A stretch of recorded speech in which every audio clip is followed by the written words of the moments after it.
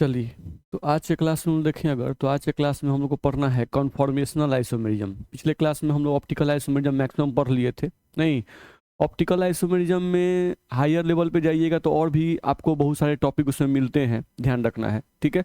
लेकिन +2 लेवल के लिए जितना पढ़ना था उतना हम लोग पढ़ चुके हैं। अब अगला हम लोग का था इसमें कॉन्फॉर्मेशनल आइसोमेरिज्म, ठीक है। तो कॉन्फॉर्मेशनल आइसोमेरिज्म इसको हम लोग पढ़ेंगे, जिसको हम लोग कहते हैं समरूपी समवयवता। नहीं, इसको हम लोग कहते हैं समरूपी समवयवता। चलो देखते हैं हम लोग इसको, देखा जाए।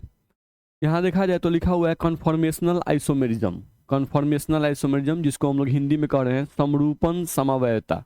नहीं, संरूपन समवयवता बोलते हैं इसको।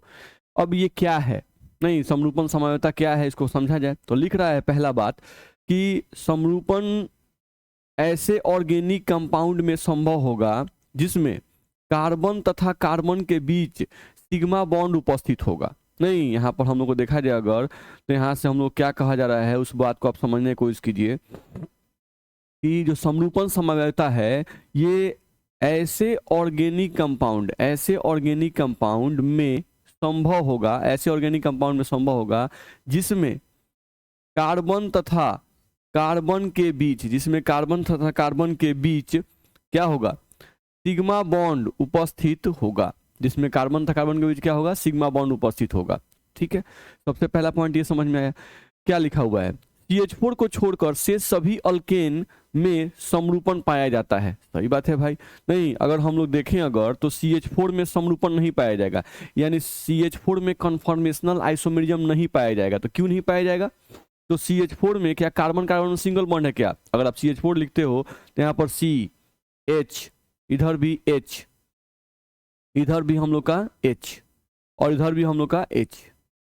नहीं, तो क्या CH4 में कहीं भी कार्बन कार्बन में सिंगल बॉन्ड है क्या? नहीं, कार्बन कार्बन में सिंगल बॉन्ड नहीं है, तो CH4 जो है इसमें समरूपण नहीं पाया जाएगा। ध्यान रखना, CH4 में समरूपण नहीं पाया जाएगा, यानी कॉन्फॉर्मेशनल आइसोमेरिज्म इसमें पॉसिबल नहीं होगा। नहीं, तो वही लिखा है CH4 को छोड़कर शेष सभी अल्केन में समरूपण पाया जाता है। नहीं, तो सभी अल्केन, देखो यहाँ क्या लिखा हुआ है, सभी अल्केन में, नहीं सभी अल्केन में। तो जितने भी, अब मीथेन को छोड़ दो तो मीथेन के बाद तुम्हारा एग्जाम्पल आता है इथेन। नहीं, तो इथेन जो है इसमें अगर तुम लिखो इथेन का फॉर्मूला, तो इथेन का फॉर्मूला क्या लिखते हैं, C2H6। इथेन को हम लिखते हैं C2H6। ध्यान रखना है, अगर इसको फैला के लिखें तो कार्बन कितने हैं, 2।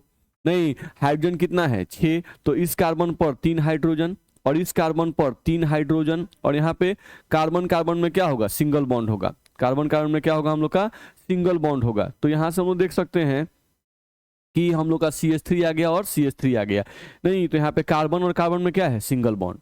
यहाँ पे कार्बन और कार्बन में हम लोग क्या दिया हुआ है, सिंगल बॉन्ड दिया हुआ है। तो इसमें समरूपण समवयवता पॉसिबल होगा, इसमें समरूपण समवयवता हम लोग का पॉसिबल होगा, ये ध्यान रखना है। सेम एज इथेन है वैसे ही आपका प्रोपेन आएगा। नहीं, तो प्रोपेन में भी समरूपण समवयवता पॉसिबल होगा, ये हम लोग को ध्यान रखना होगा। तो इथेन हो, प्रोपेन हो, ब्यूटेन हो, इन सब में समरूपण समवयवता संभव होगा। नहीं, तो समरूपण समवयवता क्यों संभव होगा, क्योंकि यहाँ पे कार्बन कार्बन में सिंगल बॉन्ड है, और यहाँ पे बोल रहा है कि समरूपण ऐसे ऑर्गेनिक कंपाउंड में संभव होगा जिसमें कार्बन था कार्बन के बीच में क्या हो, सिग्मा बॉन्ड उपस्थित होगा। ध्यान रखना है, यानी जनरली अल्केन जो है अल्केन, उसी में समरूपण समवयवता जनरली संभव होता है। जो अल्कीन होंगे या जो अल्काइन होंगे उसमें सामान्यतः समरूपण समवयवता संभव नहीं होगा। ध्यान रखना है, ठीक है, क्योंकि इसके लिए पहला कंडीशन ही लगा दिया कि भाई कार्बन कार्बन में क्या होना चाहिए, सिंगल बॉन्ड होना चाहिए। ठीक, चलो अगले पॉइंट पे आ जाए। अगला पॉइंट हम लोग देखें तो क्या लिख रहा है कि समरूपण की प्रक्रिया में कार्बन तथा कार्बन के बीच उपस्थित सिग्मा बॉन्ड के द्वारा एक कार्बन को फिक्स करके दूसरे कार्बन को अलग अलग एंगल से पहले कार्बन के सापेक्ष में घुमाया जाता है। नहीं, यहाँ पर क्या कर रहा है, ठीक से पढ़ा जाए, हम लोग ध्यान दें अगर तो यहाँ पर ठीक से थोड़ा पढ़ा जाए। क्या लिख रहा है कि जो समरूपण की प्रक्रिया है, यानी कॉन्फॉर्मेशनल आइसोमेरिज्म का जो प्रोसेस है, नहीं समरूपण की प्रक्रिया में कार्बन तथा कार्बन के बीच उपस्थित सिग्मा बॉन्ड के द्वारा, नहीं कार्बन तथा कार्बन के बीच उपस्थित सिग्मा बॉन्ड के द्वारा एक कार्बन को फिक्स करके दूसरे कार्बन को अलग अलग एंगल से पहले कार्बन के सापेक्ष में घुमाया जाता है। ध्यान रखना है, नहीं तो इसको समझेंगे हम लोग। नहीं, यहाँ पे क्या बोल रहा है कि एक कार्बन को क्या करना है, एक कार्बन को फिक्स कर देना है और दूसरे कार्बन को उसके सापेक्ष में क्या करना है, अलग अलग एंगल से क्या करना है, घुमाते जाना है।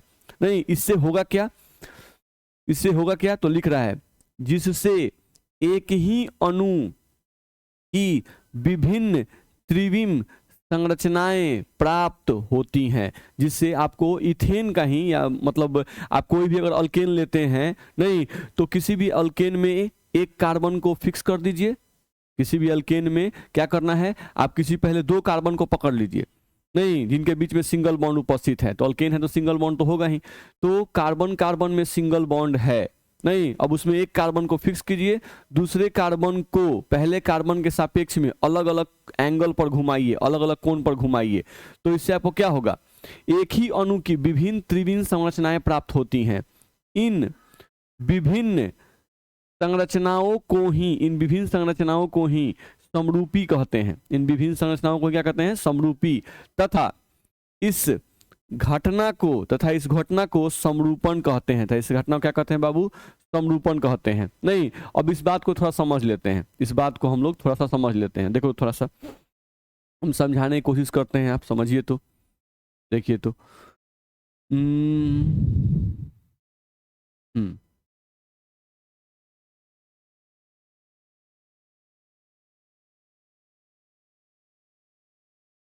चलिए थोड़ा समझने की कोशिश कीजिए क्या हम लोग को करना है। हम यहाँ से ये कहना चाहते हैं कि मान लो कि ये मेरा हाथ एक कार्बन है, ठीक है, और ये जो मेरा दूसरा हाथ है, नहीं ये पहला हाथ हो गया, तो ये एक कार्बन है, और ये दूसरा हाथ है, ये भी एक कार्बन है, ठीक है। अब हम लोग क्या कर रहे हैं, इन दोनों कार्बन के बीच में सिंगल बॉन्ड बना रहे हैं बाबू, ध्यान रखना है। नहीं तो ये दोनों कार्बन के बीच में यहाँ पर आ गया और ये दोनों अंगूठा मिल गए, इनके बीच में क्या बन गया, सिंगल बॉन्ड बन गया। इन दोनों कार्बन के बीच में क्या बन गया, सिंगल बॉन्ड, ठीक है। चलो अब ये जो हम उंगली उठाए हुए हैं, ये हाइड्रोजन है, कार्बन से जुड़ा हुआ। ये दूसरा उंगली उठाए, नहीं ये भी क्या चीज है, हाइड्रोजन है, ठीक है। ये एक कार्बन था, ये भी एक कार्बन था, दोनों कार्बन के बीच में क्या बना, सिंगल बॉन्ड बना। अब ये जो उंगली उठाए, ये एक हाइड्रोजन है और ये दूसरा हाइड्रोजन है, दोनों कार्बन पर एक हाइड्रोजन को हम लोग दिखा रहे हैं। अब तुम यहाँ पर देखोगे इस फिगर में कि दोनों कार्बन जो यहाँ पर हैं, ये दोनों कार्बन एक दूसरे के पैरेलल हैं, यानी इनके बीच का जो कोण है वो 0 डिग्री है। इन दोनों के बीच का कोण क्या है बाबू, 0 डिग्री है, दोनों पैरेलल हैं, ध्यान रखना है, ठीक है। दोनों के बीच का कोण 0 डिग्री है। अब हम क्या कर रहे हैं, एक कार्बन को फिक्स कर रहे हैं, मान लो इस कार्बन को हम फिक्स कर रहे हैं, नहीं और इस कार्बन को, ये जो कार्बन है इसको हम इसके सापेक्ष में, पहले कार्बन सापेक्ष में रोटेट कर रहे हैं। ये पहला कार्बन हो गया, ये दूसरा कार्बन हो गया, नहीं अब पहले कार्बन के, अभी हाइड्रोजन के बीच का कोण कितना है, 0 डिग्री। अब हम इसको रोटेट कर रहे हैं, थोड़ा सा 1 डिग्री पर रोटेट कर दिए, नहीं तो अब हमको अलग सजावट मिल जाएगा। नहीं जो पहला स्ट्रक्चर था उसमें हाइड्रोजन के बीच में एंगल कितना था, 0 डिग्री, दोनों पैरेलल थे, नहीं अब हम घुमा दिए तो एंगल कितना हो गया, 1 डिग्री। और साथ साथ इन दोनों हाइड्रोजन के बीच की जो दूरी थी वो दूरी भी क्या हो जाएगी, बदल जाएगी। अब इसी को हम और घुमा दें और घुमा दें और घुमा दें और घुमा दें और घुमा दें, नहीं तो ये मॉलिक्यूल इथेन ही है। नहीं मान लो इथेन का एग्जांपल दिए हैं, नहीं तो इथेन में कितने कार्बन होते हैं, 2 कार्बन, तो यहाँ पर 2 कार्बन के बीच में सिंगल बॉन्ड प्रेजेंट है। अभी दोनों हाइड्रोजन के बीच का एंगल 0 डिग्री है।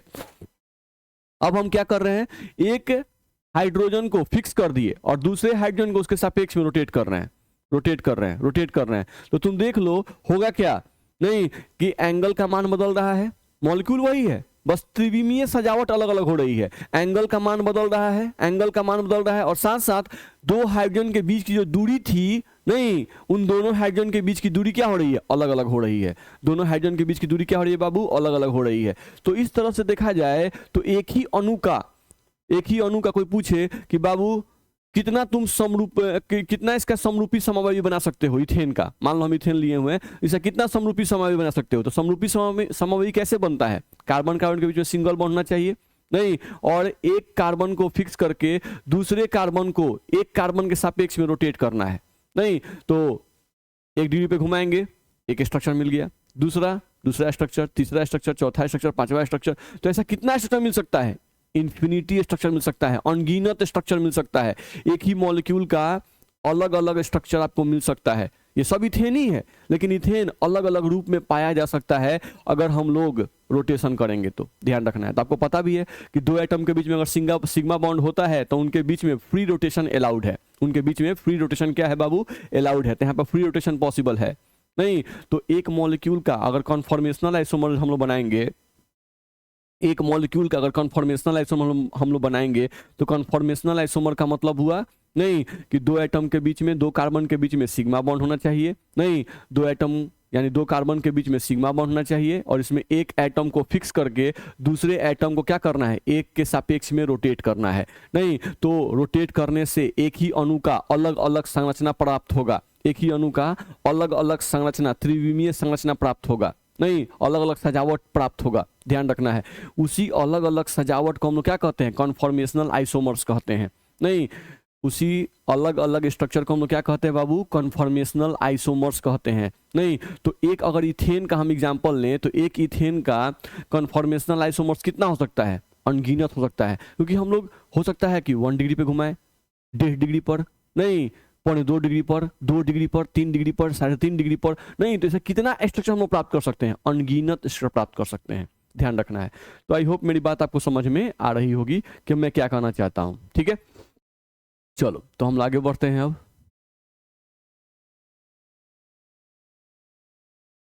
चलो फिर से अपने पॉइंट पे आ गए हम लोग।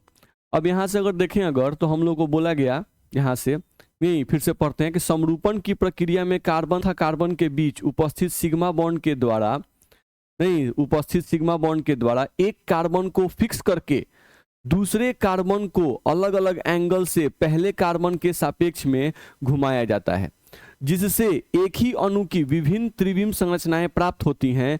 इन विभिन्न संरचनाओं को ही समरूपी कहते हैं तथा इस घटना को समरूपण कहते हैं। ठीक, तो आई होप मेरी बात आपको समझ में आई होगी, ठीक है। चलो आगे बढ़ते हैं।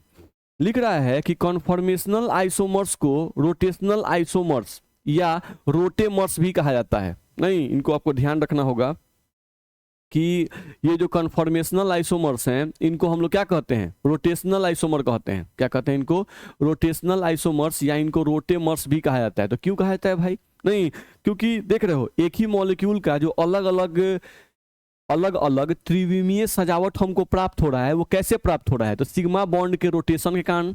नहीं, इसी कारण से इन आइसोमर्स को रोटेशनल आइसोमर्स भी कह दिया गया, नहीं, या इनको रोटेमर्स भी कहा जाता है, ठीक है। तो लिखा भी हुआ है क्योंकि यहाँ अलग अलग कॉन्फॉर्मेशनल आइसोमर्स का निर्माण सिग्मा बॉन्ड के रोटेशन से प्राप्त होता है। ये हम लोग को ध्यान रखना होगा। चलो आई होप ये बात आपको समझ में आ गई होगी। चलो अगला यहाँ पे टर्म आया रोटेशन बैरियर। अब रोटेशन बैरियर क्या है भाई, समझा जाए। नहीं, तो रोटेशन बैरियर का मतलब क्या लिखा हुआ है, एक ग्रुप को दूसरे ग्रुप के सापेक्ष में रोटेट करने के लिए, एक ग्रुप को दूसरे ग्रुप के सापेक्ष में रोटेट करने के लिए जितनी ऊर्जा की आवश्यकता होती है उसी ऊर्जा को रोटेशन बैरियर कहते हैं। ध्यान रखना है, ठीक है। फिर से पढ़ो क्या लिख रहा है यहाँ पर, हम लोग ध्यान से इसको पढ़ें। तो लिख रहा है कि एक ग्रुप को दूसरे ग्रुप के सापेक्ष में, एक ग्रुप को दूसरे ग्रुप के सापेक्ष में रोटेट करने के लिए, नहीं, जितनी ऊर्जा की आवश्यकता होती है उसी ऊर्जा को रोटेशन बैरियर कहते हैं। नहीं, अब अभी हम क्या बता रहे थे, हम बता रहे थे यहाँ पर कि भाई हमारे पास 2 कार्बन है, नहीं हमारे पास 2 कार्बन है, इस तरह से कुछ दिखा रहे थे हम लोग, दोनों के बीच में सिग्मा बॉन्ड बना हुआ है। नहीं, अब एक कार्बन को फिक्स कर दिए, इस कार्बन को फिक्स कर दिए, इस कार्बन को रोटेट करना चाहते हैं। तो अगर इस कार्बन को हम रोटेट करेंगे, एक के सापेक्ष में दूसरे को रोटेट करेंगे, तो रोटेट करने के लिए कुछ एनर्जी की आवश्यकता पड़ेगी। नहीं, रोटेट करने के लिए कुछ एनर्जी की आवश्यकता पड़ेगी। तो एक कार्बन के सापेक्ष में दूसरे कार्बन को रोटेट करने के लिए जितनी ऊर्जा की आवश्यकता होती है उसी ऊर्जा को हम लोग क्या कहते हैं, रोटेशन बैरियर। ध्यान रखना है, ठीक है।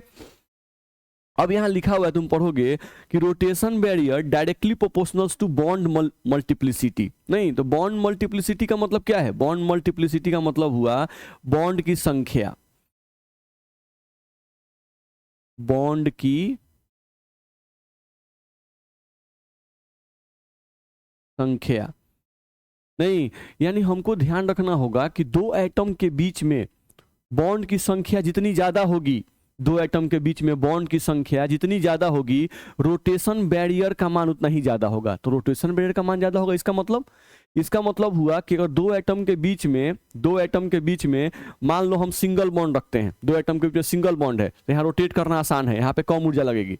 लेकिन अगर दो एटम के बीच में डबल बॉन्ड बन जाए, नहीं, दो एटम के बीच में क्या हो जाए, डबल बॉन्ड, जैसे एक बॉन्ड ये हो गया सिंगल बॉन्ड, अब इनके बीच में एक और बॉन्ड बन जाए डबल बॉन्ड, नहीं, इस तरह से बॉन्ड बन गया। अब एक एटम के सापेक्ष में दूसरे एटम को रोटेट करना है, तो रोटेट करने के लिए आपको ये पाई बॉन्ड तोड़ना पड़ेगा, ध्यान रखना है। और यहाँ पर आपको पाई बॉन्ड तोड़ने के लिए ऊर्जा ज्यादा देना पड़ेगा, नहीं, पाई बॉन्ड तोड़िएगा तभी सिग्मा बॉन्ड बच जाएगा, और सिग्मा बॉन्ड बचेगा तभी रोटेशन पॉसिबल हो पाएगा, ध्यान रखना है। नहीं, अब इनके बीच में ट्रिपल बॉन्ड आ जाए, तो अगर ट्रिपल बॉन्ड आ जाएगा तो ट्रिपल बॉन्ड आने के बाद आपको और ज्यादा ऊर्जा देनी पड़ेगी एक एटम को दूसरे एटम के सापेक्ष में रोटेट कराने के लिए, ध्यान रखना है। नहीं, तो वही हम लोग को लिख रहा है कि rotation barrier directly proportional to bond multiplicity, यानी दो कार्बन के बीच में बॉन्ड का संख्या अगर सिंगल बॉन्ड रहेगा तो एक कार्बन को दूसरे कार्बन के सापेक्ष में रोटेट कराने के लिए जो ऊर्जा लगेगी वो बहुत कम लगेगी।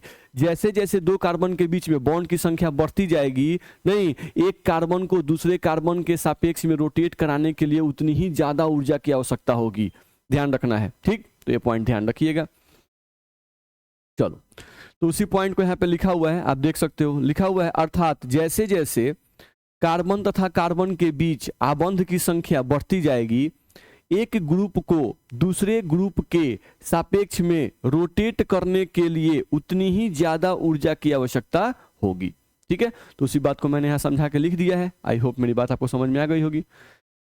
चलिए, तो यहाँ पर लिखा हुआ है, देख रहे हो, CH3 तो यहाँ पे कार्बन कार्बन में क्या है, सिंगल बॉन्ड, तो इसका रोटेशन बैरियर सबसे आसान होगा। नहीं, एक कार्बन को मान लो इसको हम फिक्स कर दिए, एक कार्बन को फिक्स कर देना है और इस कार्बन को उसके सापेक्ष में रोटेट कराना है, नहीं, तो यहाँ पर इनके बीच में कौन सा बॉन्ड है, सिग्मा बॉन्ड, इनके बीच में कौन सा बॉन्ड है बाबू, सिग्मा बॉन्ड, तो यहाँ पे रोटेशन सबसे आसान होगा, यानी इसके रोटेशन बैरियर का मान सबसे कम होगा।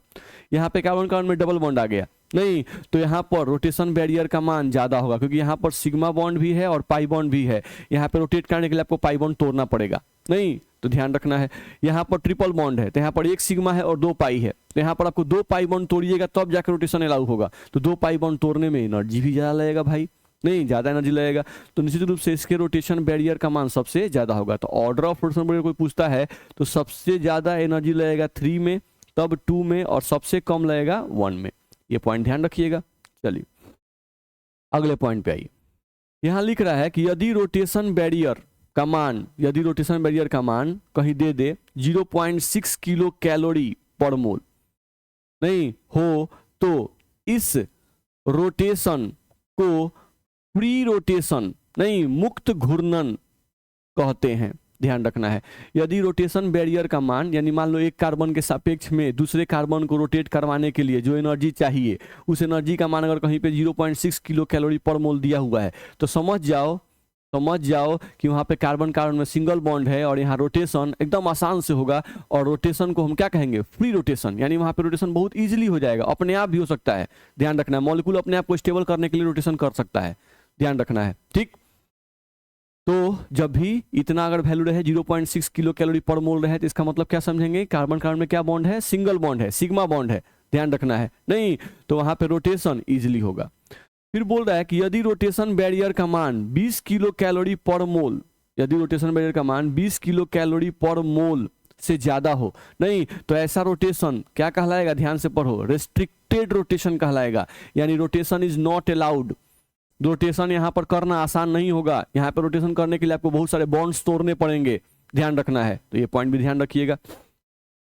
चलिए अगले पॉइंट पे आइएगा, तो यहाँ लिख रहा है कि यदि रोटेशन बैरियर का मान 0.6 किलो कैलोरी से 20 किलो कैलोरी पर मोल हो, तो इस प्रकार के रोटेशन को हिंडर्ड रोटेशन कहते हैं, नहीं, इस रोटेशन क्या कहेंगे, हिंडर्ड रोटेशन, ठीक है। अगर 0.6 किलो कैलोरी से 20 किलो कैलोरी पर मोल के बीच में हो, तो इस प्रकार के रोटेशन को हम लोग क्या कहेंगे बाबू, हिंडर्ड रोटेशन कहेंगे, हिंडर्ड रोटेशन कहलाएगा, ये पॉइंट भी ध्यान रखिएगा।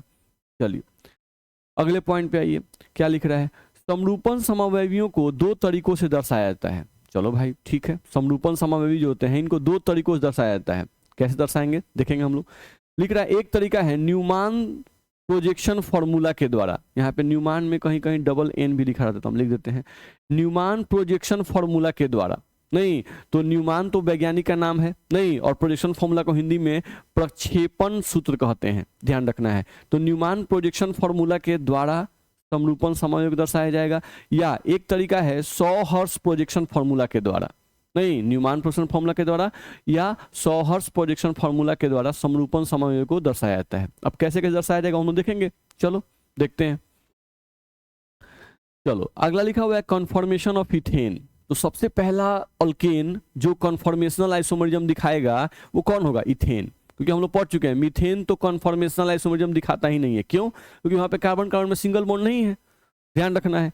तो हमको यहाँ पे कन्फॉर्मेशनल आइसोमरिज्म दिखाना है, किसका, एथेन का।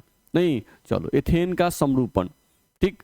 चलो इथेन सबसे सिंपलेस्ट अल्केन है जो कन्फॉर्मेशनल आइसोमरिज्म दिखाता है, सही बात है भाई। नहीं ये सबसे पहला और सबसे छोटा है, नहीं, जो कन्फॉर्मेशनल आइसोमरिज्म दिखाएगा। इसके बाद प्रोपेन भी दिखाएगा, ब्यूटेन भी दिखाएगा, लेकिन इथेन क्या है, सबसे सिंपलेस्ट है।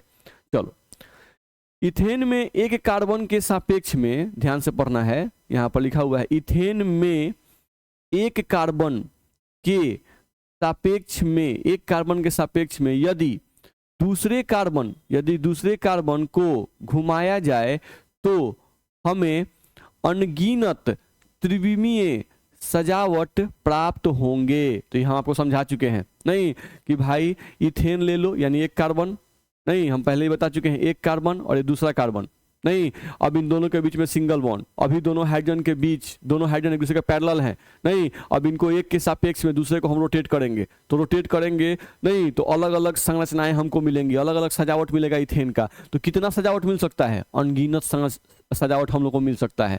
तो वही बात तो लिखा हुआ है कि इथेन में एक कार्बन के सापेक्ष में यदि दूसरे कार्बन को घुमाया जाए तो हमें अनगिनत त्रिविमीय सजावट प्राप्त होंगे, जिन्हें इथेन का कन्फॉर्मेशन कहा जाता है, जिन्हें इथेन का हम लोग क्या कहेंगे, कन्फॉर्मेशन।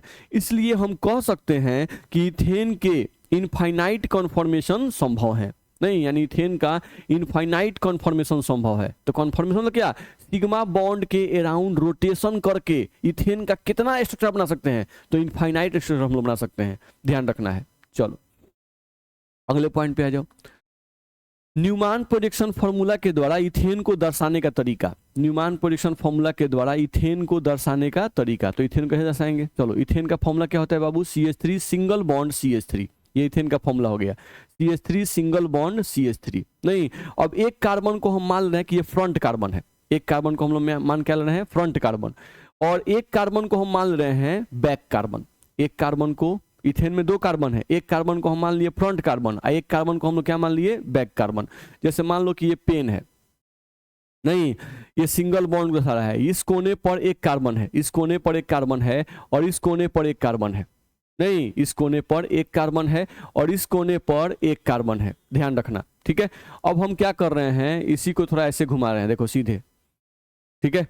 अब ये कार्बन तुम्हारे सामने चला गया, ये कार्बन तुम्हारे सामने चला गया, इसको हम बोल रहे हैं फ्रंट कार्बन, और ये हो गया हमारा बैक कार्बन, ये हो गया फ्रंट कार्बन और इधर वाला हो गया हमारा बैक कार्बन, ठीक है। आई होप बात समझ में आ रही होगी।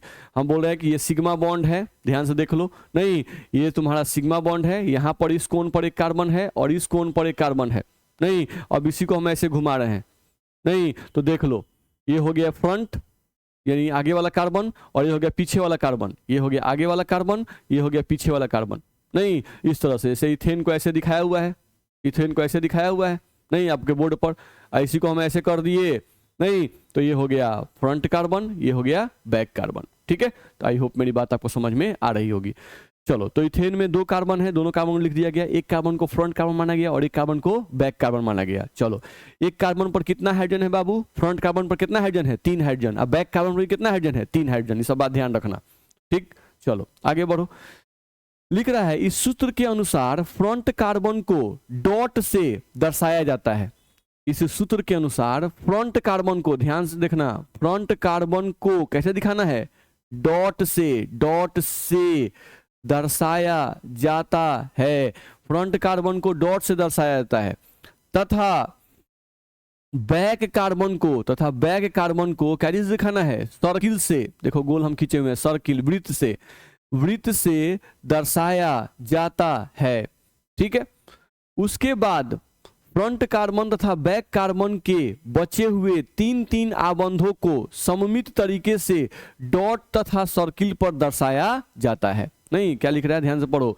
उसके बाद फ्रंट कार्बन तथा बैक कार्बन के बचे हुए तीन तीन आबंध हो, यानी फ्रंट कार्बन पर भी 3 हाइड्रोजन था और बैक कार्बन पर भी 3 हाइड्रोजन था। तो अब क्या करना है, नहीं डॉट पर, डॉट को बोले हैं फ्रंट कार्बन, तो उस डॉट पर 3 हाइड्रोजन को सममित तरीके से सजा दो। नहीं, और जो बैक कार्बन है उसको सर्किल बोला गया है, तो उस सर्किल पर 3 हाइड्रोजन को सममित तरीके से सजा देना है। ठीक है, चलो फिर से हम लोग समझे। हम लोग क्या कहा गया, इथेन का हम लोग स्ट्रक्चर बनाना चाहते हैं, किसके अनुसार, न्यूमैन प्रोजेक्शन फॉर्मूला के अनुसार।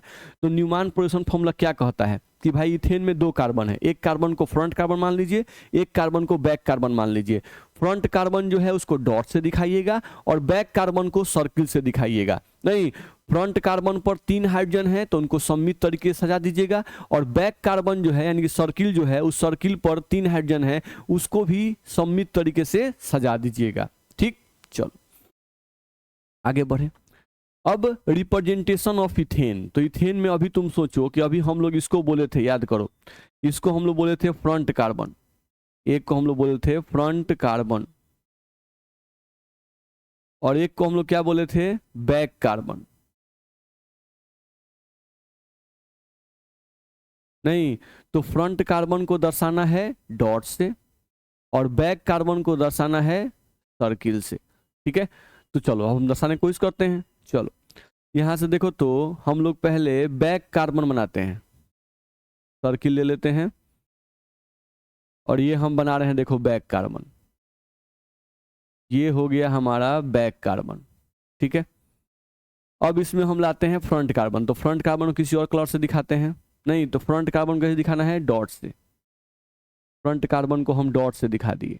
ठीक है, चलो अब हमारा जो पीला वाला है, पीला वाला, नहीं ये क्या है, फ्रंट कार्बन, यहाँ पे हम डॉट को पीला कलर कर देते हैं, देखो ये पीला वाला जो है वो क्या है, फ्रंट कार्बन। नहीं, और ये जो हम लोग खींचे हुए हैं पिंक कलर का है, ये क्या हमारा है, तो बैक कार्बन। ठीक है, अब इस फ्रंट कार्बन पर 3 हाइड्रोजन है, इस फ्रंट कार्बन पर कितना हाइड्रोजन है, 3 हाइड्रोजन। फ्रंट कार्बन पर देखो 3 हाइड्रोजन है, तो इस 3 हाइड्रोजन को दिखाना है। चलो दिखाएंगे सममित तरीके से। एक हाइड्रोजन को हम यहां दिखा दिए, एक हाइड्रोजन को हम लोग यहां दिखा देंगे और एक हाइड्रोजन को हम लोग यहां दिखा देंगे। ये हो गया हमारा फ्रंट कार्बन पर 3 हाइड्रोजन। इथेन को दिखाएं तरीका हम सीख रहे हैं। अब ये सर्किल जो है ये हमारा बैक कार्बन है। नहीं, अब इस बैक कार्बन पर हमको 3 हाइड्रोजन को अरेंज करना है। नहीं, तो इस पे दिखा सकते हो, एक हाइड्रोजन को बैक हाइड्रोजन पर यानी सर्किल पर दिखाना है, तो एक हाइड्रोजन इधर आ गया, एक हाइड्रोजन इधर आ गया, नहीं और एक हाइड्रोजन इधर आ गया। देख लो, तो इस तरह से हम लोग न्यूमैन साहब के अनुसार इस तरह से इथेन को दर्शाया जाता है। यानी ऐसा कहीं फिगर अगर तुमको बनाया हुआ है तो समझ जाओ कि ये फिगर किसका है बाबू, इथेन का। नहीं, ध्यान रखना है CH3 सिंगल बॉन्ड CH3। तो हम क्या बोले, एक को मान लो फ्रंट कार्बन जिसको हम पीला डॉट से दिखाए हैं, नहीं फ्रंट कार्बन को डॉट से दिखाना है, और एक को हम मान लिए बैक कार्बन, तो बैक कार्बन सर्किल से दिखाना है। नहीं, तो देखो हम यहाँ सर्किल खींच दिए हैं, तो ये बैक कार्बन है, और यहाँ जो डॉट खींचे हुए हैं ये फ्रंट कार्बन है। तो फ्रंट कार्बन पर भी 3 हाइड्रोजन थे, तो देखो हम फ्रंट कार्बन पर यानी डॉट पर 3 हाइड्रोजन दिखाए हैं, एक हाइड्रोजन, दूसरा हाइड्रोजन, तीसरा हाइड्रोजन। सेम है, सर्किल को कहा गया है बैक कार्बन, तो इस बैक कार्बन पर भी कितने हाइड्रोजन है, 3 हाइड्रोजन है। तो देखो एक हाइड्रोजन, 2 हाइड्रोजन, 3 हाइड्रोजन। तो ये फिगर है इथेन का। ये फिगर किसका है बाब, इथेन का। किसके अनुसार, तो अकॉर्डिंग टू न्यूमैन, नहीं Newman projection formula, Newman projection formula के अनुसार ये इथेन का फॉर्मूला, इथेन का स्ट्रक्चर हुआ, ध्यान रखना है। चलो अब थोड़ा सा केयर करें, हम इसी स्ट्रक्चर को फिर से यहाँ बनाना चाहते हैं। इथेन का हम लोग को तो कन्फॉर्मेशनल आइसोमर कितना बन सकता है, अनगिनत। नहीं, लेकिन इसमें से 2 इंपॉर्टेंट स्ट्रक्चर हम लोग को पढ़ाया गया है, उन 2 इंपॉर्टेंट स्ट्रक्चर को हम थोड़ा पढ़ना चाहते हैं। चलो देखो, तो देखो तो इथेन का स्ट्रक्चर हम बनाना चाहते हैं तो अनगिनत कन्फॉर्मेशन होंगे, लेकिन अनगिनत में से हम लोग को 2 इंपॉर्टेंट स्ट्रक्चर पढ़ाया गया है। ठीक है, चलो ये हो गया हमारा सर्किल खींच दिए, तो ये कौन सा कार्बन हो गया बाबू, बैक कार्बन। ये तुम्हारा हो गया बैक कार्बन। अब हम लोग यहाँ पर डॉट दे रहे हैं, तो डॉट क्या हो गया, फ्रंट कार्बन। डॉट क्या हो गया, फ्रंट कार्बन। नहीं, अब इस फ्रंट कार्बन पर कितने हाइड्रोजन हैं? तो फ्रंट कार्बन पर तुमको 3 हाइड्रोजन, 1 हाइड्रोजन, 2 हाइड्रोजन और ये आ गया तुम्हारा 3 हाइड्रोजन। फ्रंट कार्बन पर 3 हाइड्रोजन आ गया। अब हम बात कर रहे थे बैक कार्बन पर, तो बैक कार्बन पर भी हाइड्रोजन कितने हैं? 3। तो देखो हम यहाँ पे हाइड्रोजन दिखा रहे हैं, ध्यान से देखो, H,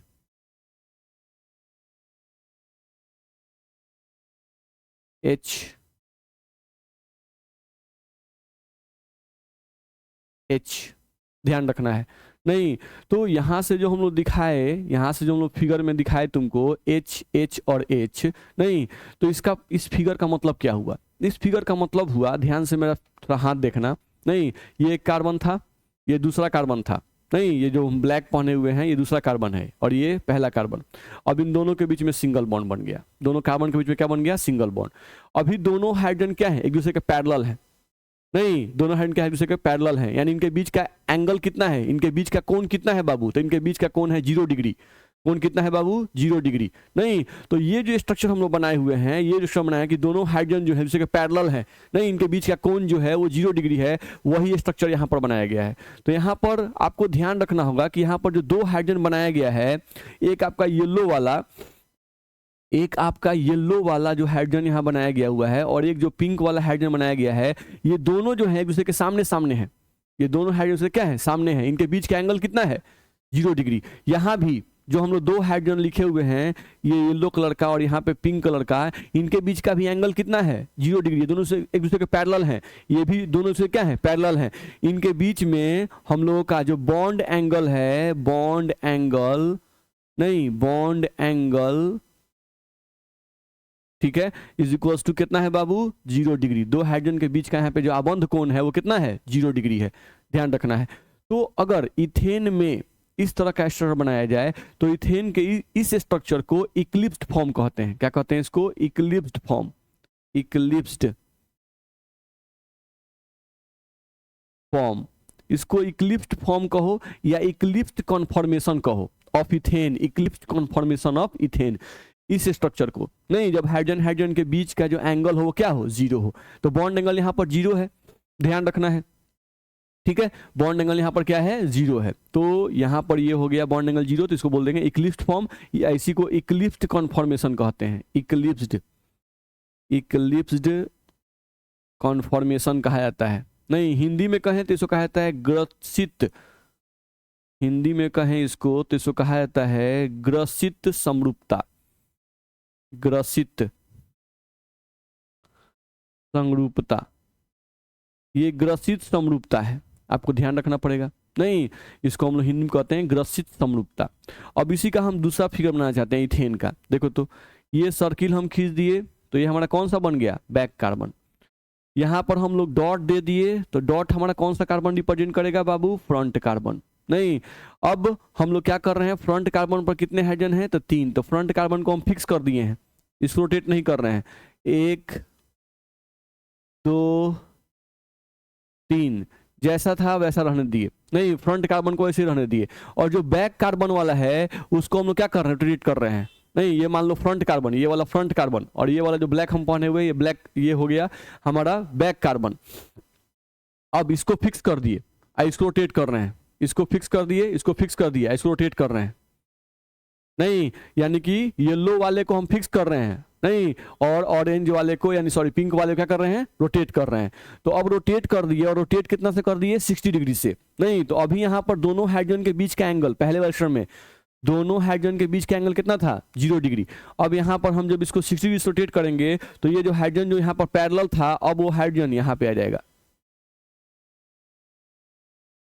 अब जो बैक कार्बन वाला हाइड्रोजन है वो कहाँ आ गया? यहाँ पर आ गया। कहाँ पे आ गया? यहाँ पे आ गया। 60 डिग्री से रोटेट कर गया। नहीं, यहाँ पर एंगल जो हुआ इनके बीच का वो हम कितना मान रहे हैं? 60 डिग्री। यहाँ पर जो एंगल हुआ इनके बीच का वो कितना मान लिए? 60 डिग्री। तो 60 डिग्री से हम रोटेट कर दिए इसको, ध्यान रखना है। तो अगर 60 डिग्री से रोटेट कर दिए तो हमको ये ऐसा स्ट्रक्चर इथेन का मिल जाएगा, ध्यान रखना है। यहाँ पर बॉन्ड एंगल हम कितना बोल रहे हैं? यहाँ पर आपका बॉन्ड एंगल जो आएगा वो कितना आ गया बाबू तुमको? तो बॉन्ड एंगल आ गया 60 डिग्री। नहीं, अब ये जो स्ट्रक्चर मिलता है इस स्ट्रक्चर को हम लोग कहते हैं स्टेगर्ड फॉर्म। नहीं, इसको कहते हैं हम लोग staggered form, STAGGERED, staggered form, इसको कहते हैं स्टेगर्ड फॉर्म, या इसको स्टेगर्ड कॉन्फॉर्मेशन भी कहा जाता है, या हिंदी में इसको क्या कहा जाता है थोड़ा देख के बता देते हैं हम। इसको कहते हैं हिंदी में सांतरित समरूपण, क्या कहते हैं इसको, सांतरित समरूपण। यहाँ पे हम लिख दे रहे हैं सांतरित, सांतरित समरूपण कहलाता है ये। तो ये दोनों इथेने है, अलग अलग मॉलिक्यूल नहीं है बाबू, ये दोनों इथेन ही है। नहीं, लेकिन यहाँ पर दो हाइड्रोजन के बीच का एंगल तुमको कितना है, 0 डिग्री, और यहाँ पर दो हाइड्रोजन के बीच का एंगल कितना आ गया, 60 डिग्री। नहीं, यहाँ पर इस मॉलिक्यूल में दोनों हाइड्रोजन अगल बगल में है, पैरेलली हैं, तो इनके बीच में विकर्षण होने की संभावना ज्यादा होगी। नहीं, अब एक को हम फिक्स किया, एक को हाथ से रोटेट कर दिए, तो बॉन्ड एंगल बढ़ा तो इन दोनों हाइड्रोजन के बीच की दूरी भी क्या हो गई, बढ़ गई, दोनों हाइड्रोजन के बीच की दूरी भी क्या हो गई, बढ़ गई। तो यहाँ पर विकर्षण ज्यादा होगा, यहाँ पर दोनों हाइड्रोजन चूंकि अगल बगल में है, पैरेलल हैं, आमने सामने हैं, तो यहाँ पर विकर्षण ज्यादा होगा। इस स्ट्रक्चर में देखें अगर, तो इस स्ट्रक्चर में तुम्हारा विकर्षण जो होगा वो ज्यादा होगा। नहीं, ठीक है, क्योंकि दो हाइड्रोजन ज्यादा नजदीक हैं। यहाँ पर इस स्ट्रक्चर में तुम्हारा विकर्षण जो होगा वो क्या होगा, कम होगा, हाइड्रोजन हाइड्रोजन दूर हो गए, विकर्षण यहाँ पर कम होगा। तो जिस स्ट्रक्चर में विकर्षण ज्यादा होता है वो क्या होता है, लेस स्टेबल, तो ये अनस्टेबल होगा। नहीं, या इसको लेस स्टेबल लिखें, ज्यादा अच्छा लिखें, तो ये क्या होगा हमारा, लेस स्टेबल। नहीं, यानी ये कम अस्थाई होगा, जबकि इसके सापेक्ष में ये वाला मोर स्टेबल होगा। ये वाला क्या होगा बाबू, मोर स्टेबल होगा, ये वाला हमारा मोर स्टेबल होगा। तो ये सब पॉइंट तुमको ध्यान रखना पड़ेगा। ठीक, चलो देखते हैं। हाँ, ये ध्यान रखना कि यहाँ पर दोनों हाइड्रोजन के बीच का जो हम लोग एंगल मापते हैं, इस एंगल को डाईहेड्रल एंगल कहा जाता है। क्या कहा जाता है इसको, डाईहेड्रल एंगल। अब इसका हिंदी एक बार देख लेना क्या होता है। नहीं, इसको हम लोग कहते हैं डाईहेड्रल एंगल, जिसको शॉर्ट फॉर्म में DA भी लिखा जाता है, DA, डाईहेड्रल एंगल। तो दो हाइड्रोजन के बीच का जो हम लोग यहाँ फ्रंट कार्बन और बैक कार्बन लिए, उसमें जो दो हाइड्रोजन थे उनके बीच का जो हम लोग कोण निकाल रहे थे, उसको हम लोग क्या कहते हैं, डाईहेड्रल एंगल। ध्यान रखना है। ठीक, चलो अब पढ़ो। यदि डाईहेड्रल एंगल 0 हो तो वैसे कॉन्फॉर्मेशन को क्या कहते हैं, हम बता चुके, इक्लिप्स्ड कॉन्फॉर्मेशन कहते हैं, यानी ग्रसित समरूपण कहते हैं। ध्यान रखना है। यदि डाईहेड्रल एंगल 60 डिग्री हो या 180 डिग्री हो, ध्यान रखना, 60 पे घुमाओ या 180 पे घुमाओ, तुमको कौन सा एक्शन मिलेगा, वैसे कॉन्फॉर्मेशन को क्या कहेंगे, स्टेगर्ड कॉन्फॉर्मेशन कहेंगे। क्या कहेंगे बाबू, स्टेगर्ड कॉन्फॉर्मेशन, या हिंदी में सांतरित समरूपण कहते हैं।